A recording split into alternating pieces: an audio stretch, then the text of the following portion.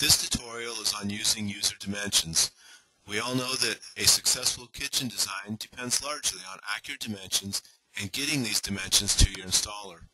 This tutorial will walk you through all the different user dimensions available in ProKitchen. The first things we want to look at with our dimensions is under our Design Settings tab and our units. And here we can switch between metric, imperial inches, and imperial feet and inches. And I'm just going to leave this at imperial inches for now. Now if we go into our display settings, we can change the defaults on our dimensions. Here we've got it set up with our box checked so that our user dimensions are showing. We are going to put dimensions on cabinets, base, wall, and tall. We're also going to dimension our appliances and our room elements. Now with these we can change and we can set the appliances to a center line as well. And this will give you the center line to each appliance. I've clicked that and we can come in here and see exactly what it does. Now here we can see with our appliances we've got a refrigerator here, we've got a center dimension, we've got a stove, we've got a center dimension, we've got a microwave, we've got a center dimension up here. So that's what our center dimensions will give us when we click on that. Now if we go back into our display settings and dimensions, we can turn that back off, and here we can see we don't have those center dimensions. Other things that we can do in this tab, we can set our countertop dimensions. Now this can get pretty clustered on our layout if we do this, and this is actually a feature that we can do in our different views down here that makes things a little bit easier when we're trying to get countertop measurements. So you can see how many measurements it gets put out here on that. Little confusing. So we're going to turn that back off. We can do the same thing with our moldings. We've got our style over here. Now here we can change our font of our measurements. We can change the size of our measurements. We can put them in different text. We can do bold or italic. We can also change our line thickness. Now if we change our font up here, we change our line thickness, you can see the difference that that makes.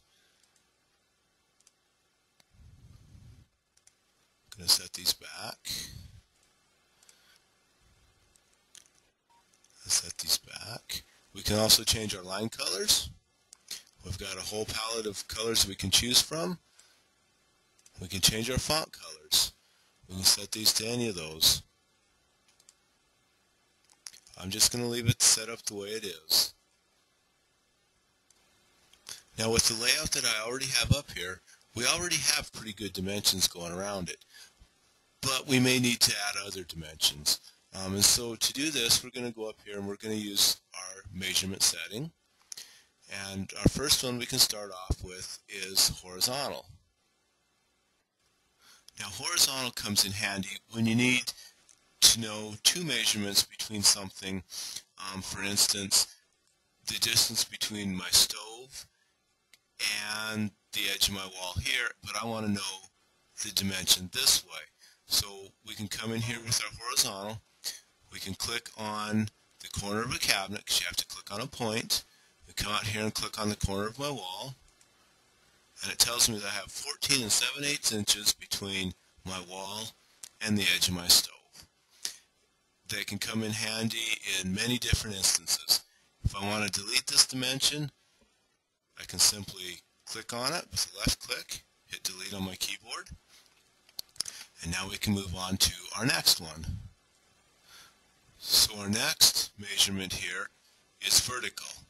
Now for the vertical, that's going to give me the measurement. If I want to do this again, it's going to give me the opposite measurement between here. So if I want to know the measurement vertically between my stove, the corner of my stove, and the corner of my cabinet, it gives me a 48-inch measurement. And again, you have to click on points. Now these two measurements make a little bit more sense when we use them in elevations.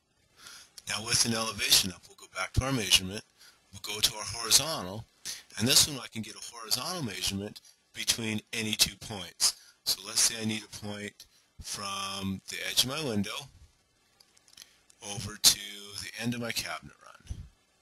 If I click on it here, it's going to give me that dimension. Now that dimension is kind of hidden here, so if I right click on the dimension, come down, I can go to move, and I can drag that dimension down to where it shows me.